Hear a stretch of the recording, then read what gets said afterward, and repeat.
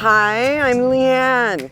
I am in charge of events, volunteers. Today, I'm letting 2 horses out to exercise. That is Clarissa and Red, who is my go-to here at the barn. They're just getting exercise this morning, and I'm letting them roll so that they can act like horses today. We've got an amazing concert coming up with Clayton Shea, and we are starting goat yoga once a month. Being that it's a little warm, we're gonna start at 7 o'clock in the morning so that you could get your yoga on and get fit and feel good and get fresh air.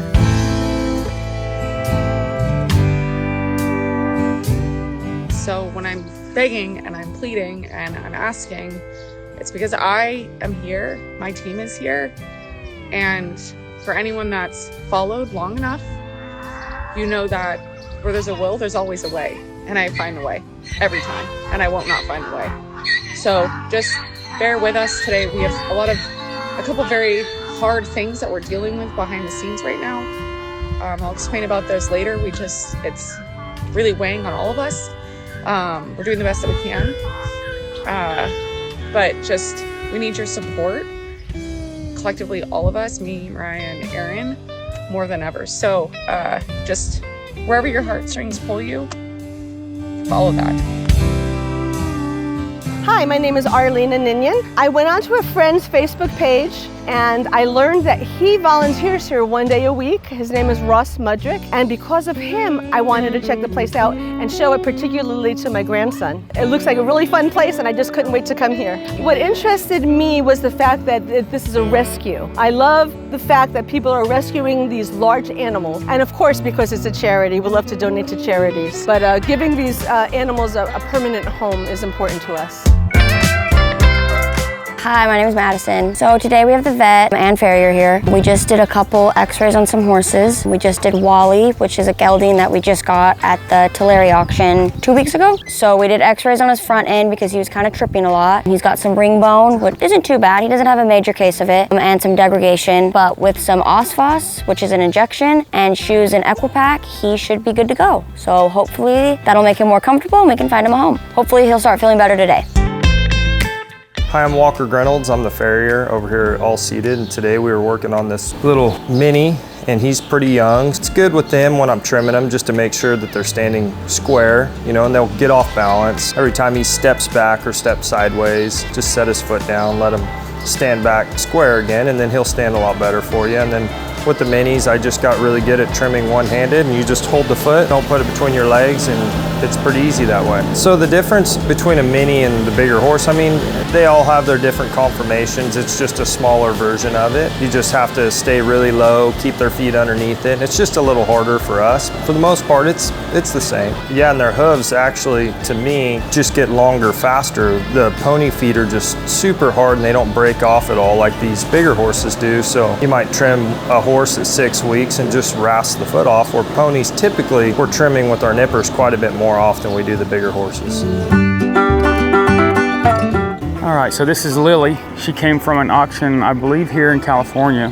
She was reportedly used by this lady's grandson and used on feedlots. She's very quick-footed, but sometimes wants those quick feet to have a mind of her own. And you see what we're working on today is you'll watch her throw her head just like that. Okay, she'll throw that head for a lot of reasons. One might be her dentals. Well, that's not it. We just had her dentals done. Another reason is maybe it's loud hands. But you can see I'm not even touching her in the mouth. She's doing it on her own. But what it leads to is when we do ask her for her head to submit, and watch this to back up, I'm barely touching her mouth. So what it leads me to believe is someone has always been kind of rough-handed with her. And as soon as she feels that pressure, she wants to toss her head to get off of it. So what we do is we just gently let it touch her. She'll keep, now she backs up, look at that. Now, come on, there we go. No, come on, there you go. I'm barely touching her with a feather of my fingers. But what she's learning is that I'll get off the pressure. And she's giving me more than one step at a time now. This is not a lesson that's going to be corrected, or a habit behavior that's going to be corrected in one session. This is over time. She's got to learn that I'll get out of her mouth and let her have her head. There we go. Now, come on now. There you go. Look at that. Now she's backing up, giving me her head, being quiet. So we'll kind of get off of that for a second, let her walk around, move her feet, clear her mind. what happens a lot of times is people want to stop their horse instead of stopping with their seat. Whoa. They want to stop here.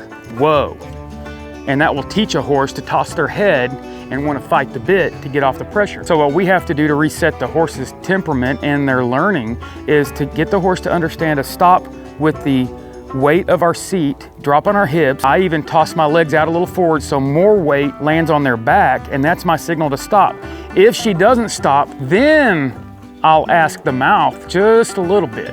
That's only to reinforce if they happen to be walking through my seat. So I'm gonna ask with my seat. Oh, oh, oh, oh. Okay, so she took about 4 steps right there, so I will never accept more than 4 steps again for her to stop on my seat. She better stop before 4 steps, and then that's getting better 1 step at a time. Okay, so I'm gonna ask her to turn. I'm gonna ask her to walk off. I'm gonna ask her to stop on my seat. Oh, 1, 2, 3, 4. She stopped at 4. Okay, I expect a little better from that. So what we're gonna do now, I'll show you how to reinforce and correct that behavior. I'm gonna walk around, ask her to walk. Oh, 2, 3. Okay, so she got better, so I will not reinforce with her bit in her mouth. If she was to walk on to 4, 5, or 6, then I've got my weight in my seat and I'm gonna start gently making contact with her mouth to where she stops moving forward. I would then make her take 1 step backwards. It was 4 steps. I would no longer accept 4 steps. Now she did it in 3, so I will not accept anything beyond 3. My expectation is to get her to stop with 2.5, meaning the half being a collection step. Oh. That was about 2.5. 2, and then she took a half step to collect up underneath her. That's all on my seat. I'm not touching her mouth. Oh, 1.5. She's getting better every time, and all I'm doing is sitting back in my seat, letting the weight of my body land on her hips. Now we're gonna go somewhere else and stop. She's been patterned right there in the middle. Let's ask her to stop here. Oh. Okay, so she took about 3 steps and I just gently touched her in the mouth. She did toss her head, but she stopped moving forward and she took a step backwards. The goal here, like I said, is to get her to stop on your seat, but the secondary goal is to let her know that I'm not gonna rip her mouth off. Oh, 1, 2, 3, and touch. And look, she didn't hardly toss her head at all, up and down, out of frustration. Let's do it over here so she's not patterned to the stop in the same spot. Oh. 2.5. Let's do it again right now. Oh, oh, 2 steps. Now we'll do it over here where she's not patterned to stop in the middle every time. Oh, oh. So what you'll also hear, not only are we using our body language, but you'll hear me with my tone, you'll hear me say a nice, soft, deep, whoa. So horses will understand your body language. We talk to them with our seat, but they'll also begin to associate certain tones with certain behavior. Whoa. They stop. Let's try that. Let's see if she'll stop just on my tone. Oh, oh, oh, oh. Okay, so she's trying to figure that out. Oh, oh, oh. So we'll go back to the beginning. We'll drop our seat. We'll say whoa, and then we'll touch our mouth if we need to. Sooner or later, we're just going to use tone. Oh. Oh. Oh. Now let's try just tone this time. Oh, oh, oh, oh. So just on the sound of my tone, she took 3 steps and she stopped. Now that will be the threshold that we will not accept anything beyond 3 from now on in this session. During the next session, we'll practice this again. You may find that she wants to leak out to 4 or 5. That's okay. Go back, readdress it, tune her back up, get her thinking again, and then let your threshold become 3. Down to 2, 2.5, whatever that might be. But give the horse the opportunity to fail before you correct them. Hi, my name's Nick here at All Seated in the Barn. So I'm changing out their bedding shavings right now. They seem to play with their auto water right here, which if it gets super wet, it gets moldy, nasty, and not conditions you really want to live in. This can last up to a week. It depends on how much they drink, what they eat, if they drag their feet and mix everything in, if they pee a lot, and then we might have to change it out every day. But yeah, some of them are good. I have Kevin here and Adam. I'm doctoring their legs because he gets a lot of fly bites and they get really scabby and they get really gross. So I gave him a little bath. I doctored him with some ointment, put silver spray on it, and then I got a wild hair and I wanted to shave his belly because he hasn't got rid of all of his winter coat yet. But he was trying to kick my head off, literally. So I gave him some sleepy time stuff. And once he gets sleepy, I'll finish the job. And he has to have his friend Adam here with him. Adam also has a cut on his back leg, which I doctored. That one was easy. Hey guys, it's Sticks. My job title around here is I just kind of do everything. Jack of all trades, if you want to say that. We're across the street. We have the first paddock finished, basically. We need to pull all the materials out from that paddock and move it into the next one. Probably about 280 holes of the cement still. Probably next week, because it's supposed to be 108 this week, we're gonna start building the shelters out there for the horses.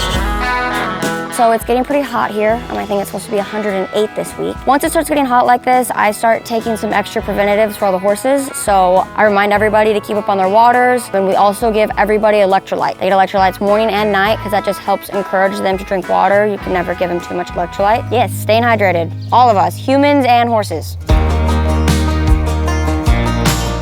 Hi, my name is Tiffany. I love All Seated in a Barn. I've been following them for years on Instagram. I think Talia and her mission and the staff here and all the volunteers are so committed to these horses. When you come on this property, you just feel the energy here. Like, I literally have the goosebumps because everyone comes here with an open heart, ready to help these animals and give them the love that they deserve. And there are so many animals. You'll find some alpacas in the back, a yak. So there are all animals here that are waiting for the love. And when you see these people show up, there's so much joy in it. And so I'm very grateful to be here, and I love these horses. I like to spend time with horses on the ground. I do ride as well, but I think the connection on the ground is so important. These horses need time to heal and trust humans again, so allowing them to show you their personality and see where they're at in their process of healing is just so rewarding. So taking out some horses, letting them graze, grooming them, putting fly spray on because it's so hot and we want to keep the bugs away from them, giving some baths. So I enjoy being on the ground with them and communicating with them like that. The best way to support us is always through donations, whether that be product that we need or monetary. And you can do that by joining our Patreon, going to the website, or visiting any of our social media platforms for links on the best ways to help us.